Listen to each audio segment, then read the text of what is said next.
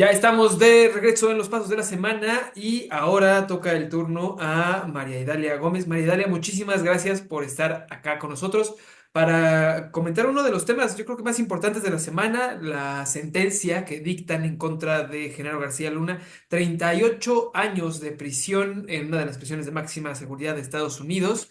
Y pues una sentencia que se esperaba o que en México sabe como a un atisbo de justicia para muchísimas personas víctimas del crimen organizado, víctimas de la guerra contra el narco, y que va señalando otros nombres que deberían de ir cayendo y que deberían de irse mencionando.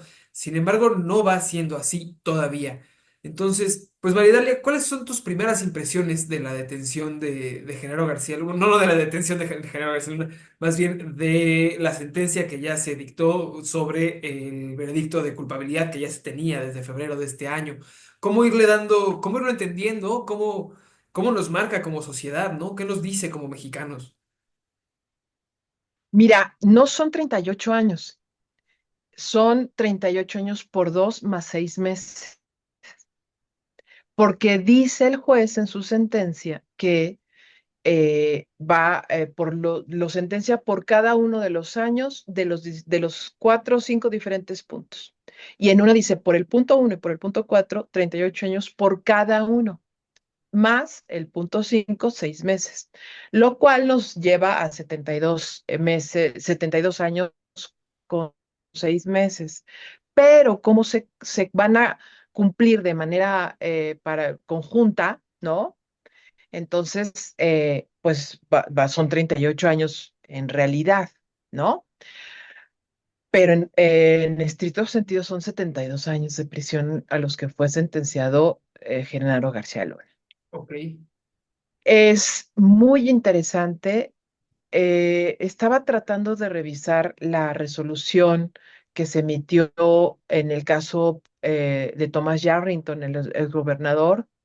Estaba buscando la de otros funcionarios o servidores públicos mexicanos, porque yo no recuerdo que un juez hubiera hecho un paralelismo, salvo en el caso de Vieitia, que sí lo hicieron, y me falta alguno que no lo tengo en la presente.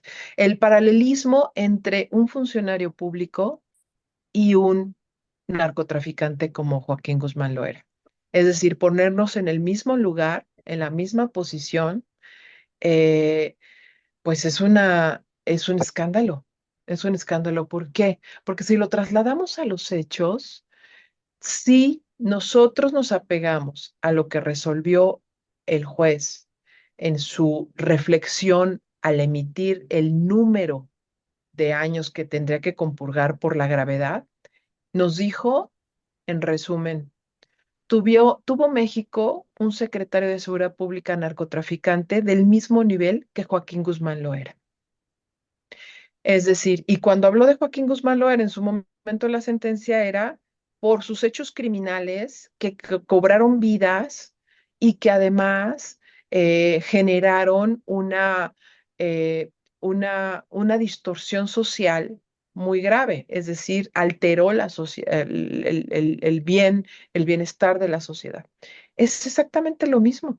Entonces estamos ante un hecho escalofriante, porque imagínate el poder y los recursos que tuvo económicamente hablando durante todo el periodo de Calderón, que fueron muchos, fueron demasiados, económicamente hablando, y una capacidad armada brutal, ¿no? Entonces, es escalofriante, eh, pero creo que, como bien dices, no solo nos lleva a analizar cómo descompuso las instituciones y cómo descompuso a una sociedad su estrategia contra los delincuentes, alteró verdaderamente al país porque los desaparecidos se los empezamos, que son secuela ahora, se los debemos a él, sin lugar a dudas. Y, eh, y todos los cómplices que tuvieron alrededor o que tuvo alrededor y esos todavía están libres, eh, y sin responsabilidad, ¿no? no del mismo nivel jerárquico, probablemente inferior, como serían los subsecretarios que lo acompañaron, pero también en este caso a Felipe Calderón como presidente. ¿Hasta dónde llega su responsabilidad? ¿No? Es justo, María Dalia, en ese sentido, yo sí quisiera como profundizar, ¿no? O sea, porque parte de las protestas que estaban aconteciendo afuera de la Corte del Este ahí de Nueva York, ¿no? Eran de víctimas justamente de la guerra contra las drogas que tenían carteles y uno muy significativo era como Calderón, sigues tú, ¿no? Mm. Eh, estaba como esta expectativa en muchos lados, ¿no? Inclusive creo que por la mañana, antes de que se leyera la sentencia o un día antes, no recuerdo muy bien en este momento, pues se le había comentado a García Luna o se había publicado en algunos medios que se le había comentado que justamente la única forma en la que él podía minorar la pena era entregando información que implicara a algún otro cómplice socio, digamos, del mismo nivel jerárquico en el que él estaba involucrado, que pues era el secretario de Seguridad Pública, ¿no? ¿Hasta qué punto, digamos, se puede imaginar o es una posibilidad dentro de esta lectura realmente que se abra una investigación penal en contra de Felipe Calderón por estos hechos, ¿no? Eh, em, en México debiera ser por salud eh, jurídica, social y hasta política hacer esa revisión, ¿no? Porque sí existe una responsabilidad, aunque sea moral, y el derecho plantea una responsabilidad moral. Es decir, el fiscal en algún momento puede decir, en efecto, él no mató, no asesinó, pero su responsabilidad es moral, ¿no? Y debe pasar hacia la historia. Las referencias históricas que se hagan de este presidente Felipe Calderón son que permitió, toleró estas condiciones, en caso de que no exista el alcance jurídico que pudiera tener. En el caso de Estados Unidos, que es un poco más flexible su sistema, es decir, existen las posibilidades de que varios testimonios que unidos formen una verdad, ¿no? Nuestro sistema es mucho más restrictivo. Entonces se abre la posibilidad de que en Estados Unidos puedan analizar la posible responsabilidad de Calderón.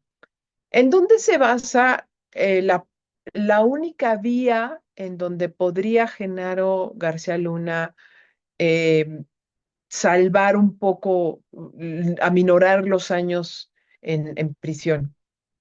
Sí colaborar, lo cual que como estrategia ya es como un poco tardía, ¿no? No sé a qué apostaba, pero de todas maneras eso le puede permitir en la apelación una disminución de sentencia, quizá a la mitad, con posibilidades de preliberación en unos 3, 4 años, ¿no? Adelantada, con buena conducta. Y sí, en efecto, o tendría que presentar a toda una estructura criminal, o tendría que presentar a similares secretarios, gobernadores, ¿no? Que tuvieran un papel significativo en una estructura criminal que afectara a Estados Unidos por alguna razón, o a Felipe Calderón, ¿no?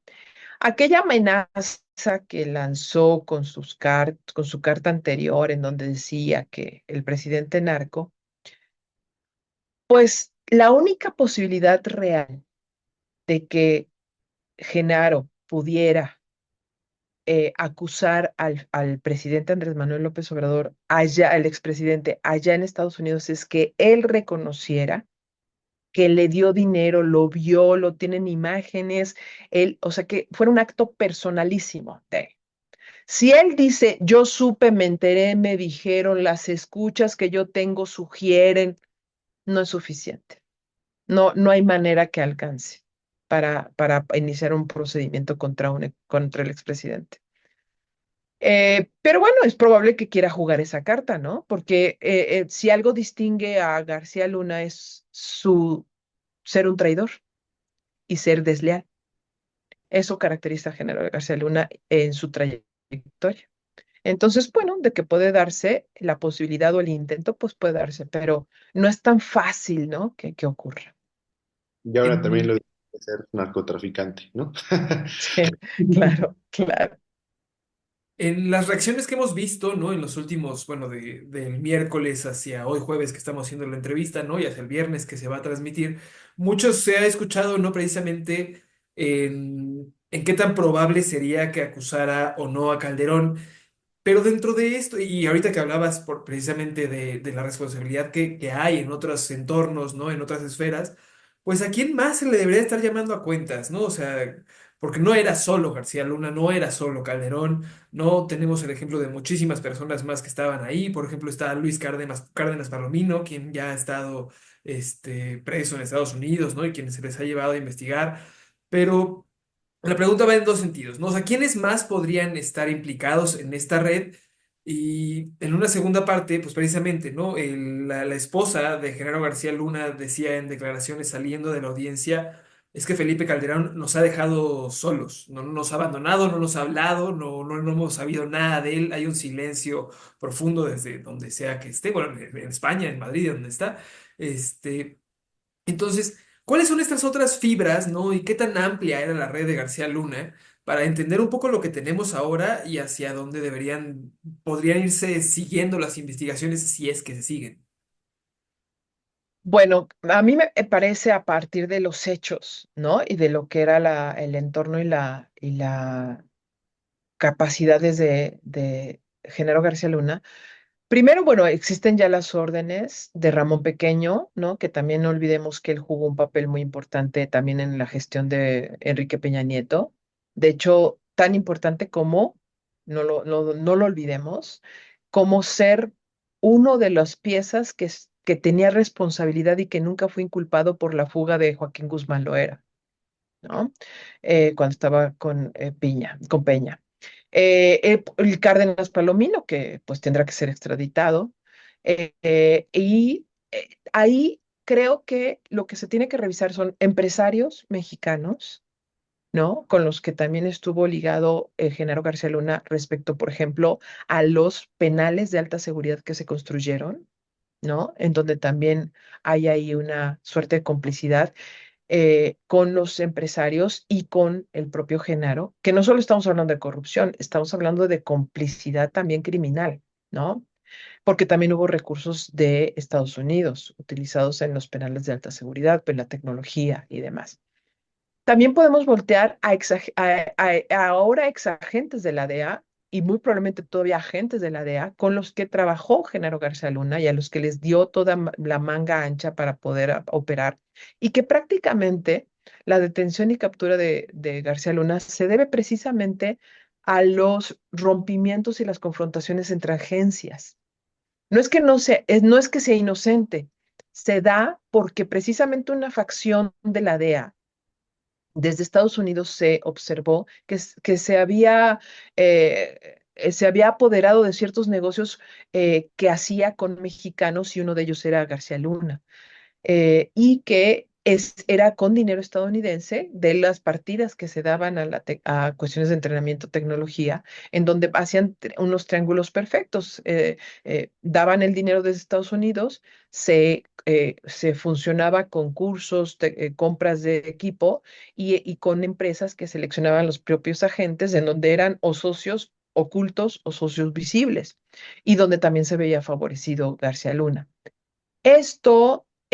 Pero también descubrieron que agentes de la DEA están involucrados o tuvieron contactos con grupos de narcotraficantes. Ujú. Entonces, esos también tienen que ser atendidos como criminales, ¿no? Porque sus operaciones en México también dañaron nuestra seguridad, ¿no? Eso por un lado. ¿Y quiénes más podrían ser cómplices de García Luna? Es posible que por acción u omisión estemos frente también a fiscales en la gestión de García Luna, aunque había enemistad, a fiscales locales con los que también podía operar.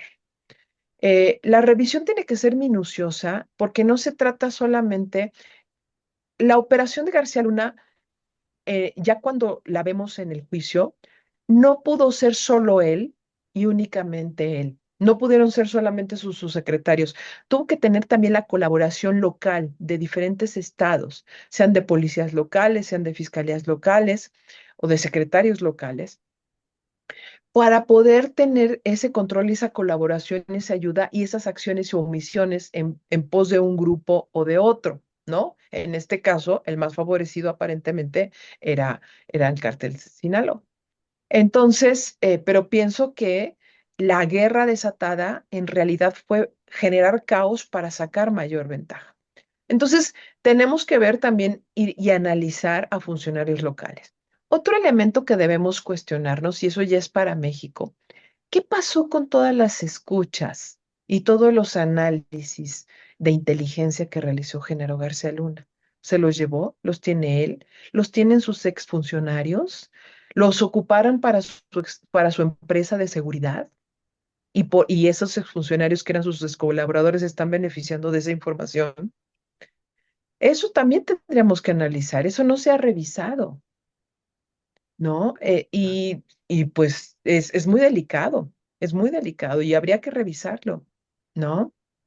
De ahí de lo sensible de no por pensar que alguien que trabajó con García Luna es inmediatamente culpable, no, hay que revisarlo y también saber y rastrear en dónde está toda la información y todas las copias de todos los análisis de inteligencia que hizo García Luna durante su gestión, como titular de la AFI antes con Fox y después como secretario de Seguridad Pública, porque en los dos operó con inteligencia.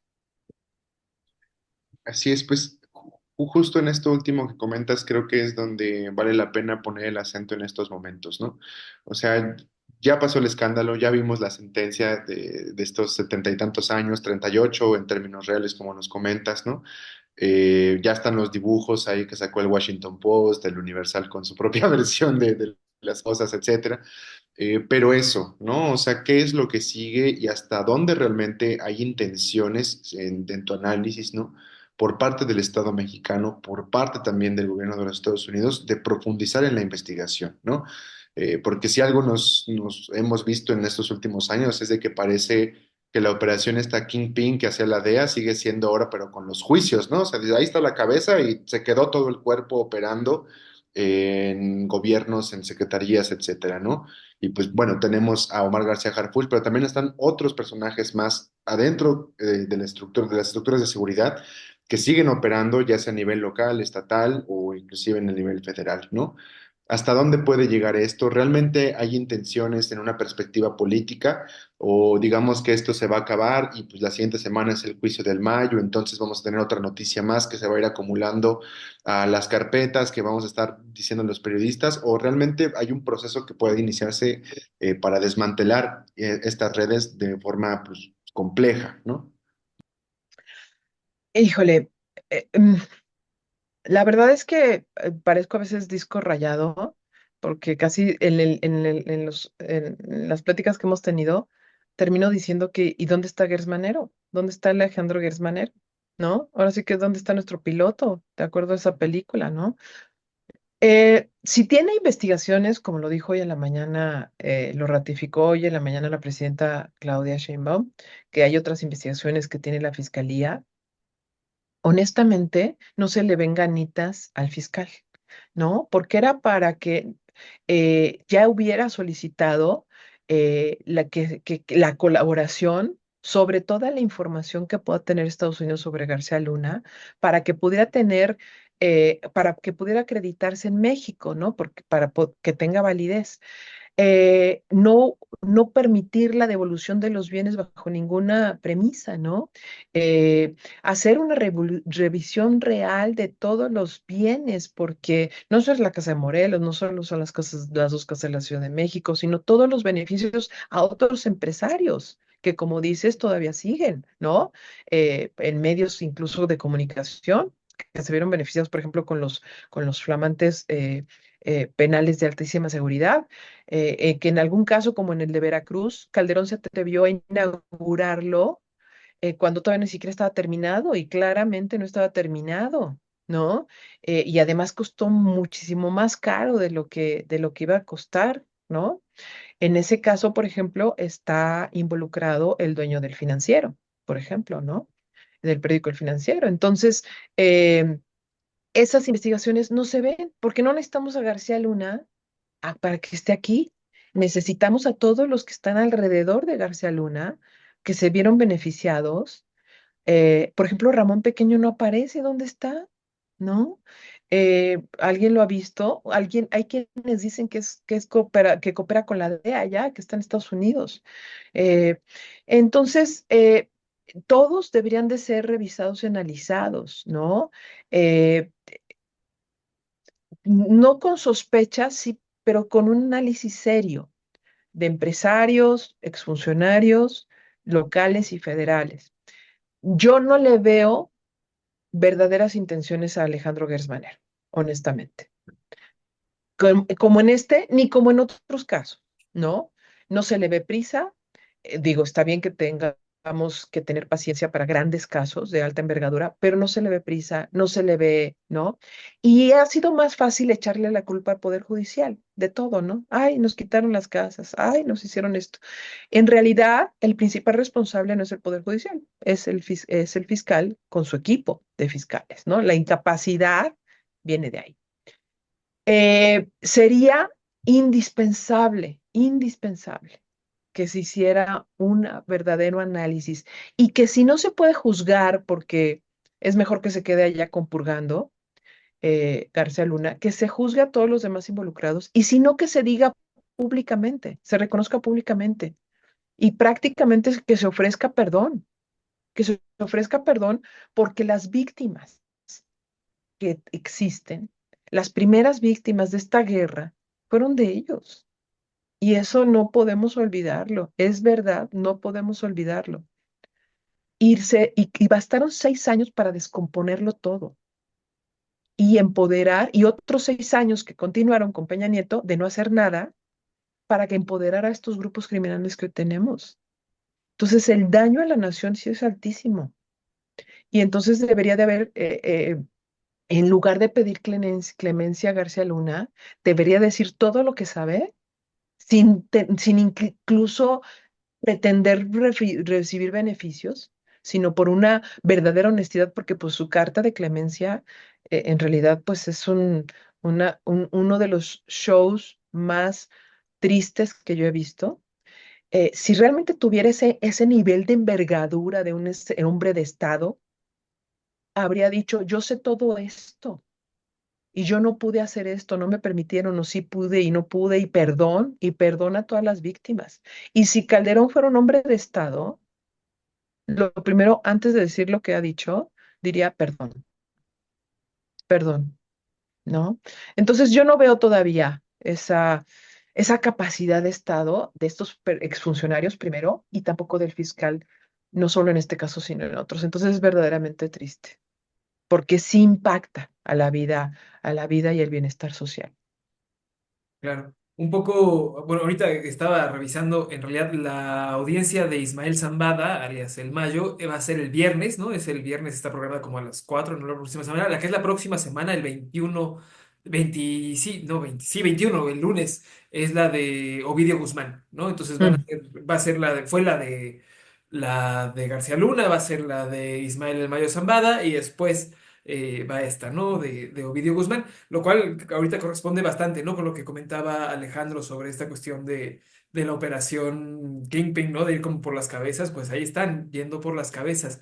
Un poco, Maridalia, ahorita que hablabas sobre lo que se podría esperar, ¿no? Y sobre las implicaciones políticas que vienen, mucho se ha especulado en que si García Luna no va a hablar sobre los otros vínculos que tenía, pudiera que hablara sobre tal vez financiamiento, se especula, ¿no? Que intente llevar las investigaciones hacia López Obrador y hacia agentes políticos que están ahora en el poder en México. ¿Tú ves posibilidad de eso? ¿Crees que haya alguna manera o crees que García Luna se atreva incluso a llevar hacia allá las investigaciones? Ya lo hizo un poco, ¿no? Ya lo hizo en sus primeras declaraciones. Y hay mucha gente que ha estado especulando eso, ¿no? Que a partir de esto podría él intentar implicar a la cuarta transformación de alguna manera. ¿Hay una ventana posible para eso? En estricto sentido legal, no. Sí es que él no dice que le consta. que lo vio, que le entregó, que lo escuchó. O sea, es decir, él tendría que decir, yo, Genaro García Luna, como secretario, supe, me enteré que el presidente, bueno, que el entonces candidato o ex candidato ya, porque ya era secretario, recibió dinero, tuvo acuerdos y tenemos esta grabación y pasó esto en estas fechas y en estas circunstancias. Es decir, me tiene que constar directamente, ¿no? Si en ello digo lo que se ha publicado, lo que se ha dicho, yo me enteré de pasada, supe, un narcotraficante nos comentó, pero eso no es válido y no sirve. ¿No? Al menos para Estados Unidos. ¿Que ensucia? Sí ensucia. A ver, pero también no seamos inocentes, y yo lo sería mucho si les dijera, ay, pues Estados Unidos no estaría interesado. Claro que estaría interesado, ¿no? Porque al final de cuentas los juicios de las cabezas son también una agenda política de Estados Unidos, ¿no? Es como puede amenazar a los gobiernos, puede amenazar a funcionarios, no solo de México, ¿no? Hemos visto, pues, en los últimos 4 años, sentencias a presidentes, expresidentes, candidatos de Perú, de Honduras, ¿no? En fin, es de otros países. Entonces, claro que es una herramienta política para Estados Unidos que podría interesarle, ¿no? Tener indicios, tener datos, entonces no habría que descartarlo si pudiera tener esa oportunidad García Luna. Sin embargo, no le va a ser fácil, porque también otra de las agendas de Estados Unidos es el dinero. Y el juicio de García Luna, por lo que me comentaban expertos en el tema, pues por ahí de entre 20 y 30 millones de dólares les costó, ¿no? Perdón, de pesos. Entonces, es muchísimo. ¿Por qué? Pues por el tiempo de los fiscales, el tiempo de los juzgados, ¿no? Lo que se llevó de años en llevarse a cabo las investigaciones. Entonces, es mucho dinero y ellos van por el dinero también. Entonces, si lo que les diga García Luna no les reditúa en un caso que pueda ser llevado y que también por el cual obtengan o beneficios políticos o económicos, pues probablemente no les va a interesar, ¿no? Yo creo que una de las enseñanzas que estamos también viendo en el caso de García Luna es cómo el gobierno de Estados Unidos, a través de sus diferentes agencias, te utilizan o te usan. A García Luna lo traían como rey, ¿no? Regalos tras regalos, viajes tras viajes, entrenamiento en todos lados para su equipo, darle dinero para equipos y darles reconocimientos hasta ¿no? En papel de seda. Pero en realidad simplemente lo estaban usando. Ahora sabemos que lo estuvieron usando. ¿No? ¿Por qué? ¿Cómo? Pues porque él permitía operaciones conjuntas con agentes de la DEA disfrazados de policías mexicanos, participación en interrogatorios también disfrazados de agentes mexicanos, conocimiento de primera mano de información que le pidieran. Entonces era muy útil, ¿no? O si le pedían alguna operación, la hacía, ¿no? Entonces era muy útil. Entonces es una gran lección de cómo la agenda de las agencias pasa por también una agenda de intereses muy grandes de parte de Estados Unidos. Eh, y en otro punto, para cerrar, a mí me parece que esto no es nuevo de ir por las cabezas, es la típica agenda que hemos visto que no funciona, ¿no? Que es necesaria, sí, pero que no funciona, porque es un monstruo de muchas cabezas. Yo creo que este punto debe ser un punto de quiebre entre la relación de Estados Unidos-México. ¿En dónde está el punto de quiebre? En la medida en que no comprendamos en este momento en que se tiene que alimentar la relación de información e intercambio respetuosa a todos los niveles sobre el tipo de drogas que circulan, los tipos de operaciones criminales que se están realizando de todo tipo, no solo de narcotraficantes, sino de trata de personas, trata de niños, trata de órganos, robo de combustible, todos los delitos de gran calado porque dejan grandes recursos y este intercambio y además el freno de las armas por parte de Estados Unidos. Si no entendemos eso, vamos a tener monstruos y vamos a tener guerras muy severas en los próximos años, porque se están diversificando las organizaciones. Entonces, de nada va a importar detener a los cuantos mayos, cuantos chapos, cuantos, los que sean, no va a importar, no va a ser suficiente. No nos van a alcanzar ni las prisiones ni los juzgados. Y México, si sigue aletargado en estas dinámicas y culpando a otros, escupiendo para Estados Unidos, escupiendo para el Poder Judicial, cuando la responsabilidad está desde la Secretaría de Seguridad Pública y desde la Fiscalía como órganos investigadores, entonces sí vamos a tener un problema severo. Pero desde lo nivel local y desde el nivel federal, es muy severo lo que puede venir y cómo se está construyendo precisamente porque las grandes cabezas están siendo detenidas y eran las que podían tener un control vertical. Y ahora que es horizontal, destruir a tantos o inhibir la operación de tantos se vuelve muy complicado. Entonces tenemos un gran problema enfrente. Y entonces es un punto de quiebre en donde hay que revisarlo, porque además si tenemos eh, a diferentes rangos los delitos y niveles, no hay capacidad que alcance ni policíaca para destruirlo, ¿no? Y la sociedad se va a seguir deteriorando muchísimo en su integridad. Entonces, estas lecciones de lo que escuchemos y demás son diversas. Las agendas políticas internacionales, locales, el uso político de los mismos criminales y de los mismos funcionarios públicos, pero también cómo sigue sin funcionar el descabezamiento de de los grupos criminales. Pues con esto yo creo que nos da para otra hora, ¿no? Porque o sea, sería interesantísimo, pero creo que ahorita ya no nos da el tiempo porque justo se nos está acabando como el tiempo de la sesión, pero, o sea, como a lo mejor en otro momento, Maridalia, volverte a invitar porque, o sea, el plan Mérida 2.0 o qué hacemos, ¿no? O sea, cómo se renueva esto, la relación, etcétera, que es un temote, ¿no? Entonces... Mucho. Pero de entrada, este análisis que nos das sobre la lectura de qué implica la detención de Genaro García Luna y cómo puede caer una cascada de cosas o cómo se puede estancar el agua para podrirse, pues ahí está. Entonces, muchísimas gracias por este análisis, por el tiempo que te tomas para esto. Y a reserva de que quieras agregar algo más, o Arturo, no sé, pues creo que con esto podríamos cerrar como esta entrevista, ¿no? Pues no sé, Arturo, a ver. Ah, no, no, pues nada más, solo saber si María le quería agregar algo más, pero creo que No, después de todo esto, de lo que ya nos ha dicho, creo que queda pendiente esto, ¿no? Y después el que viene. Entonces ya te estaremos tocando la puerta pronto, Maridalia, para ir echándole ojo a claro este que sí. tema. Y pues muchísimas gracias por este espacio. Y pues regresamos al estudio para seguir con esto de los pasos de la semana. Muchísimas gracias por el tiempo y por el espacio. Muchas gracias a ustedes. Que estén muy bien y es un privilegio estar con ustedes. Chao, chao.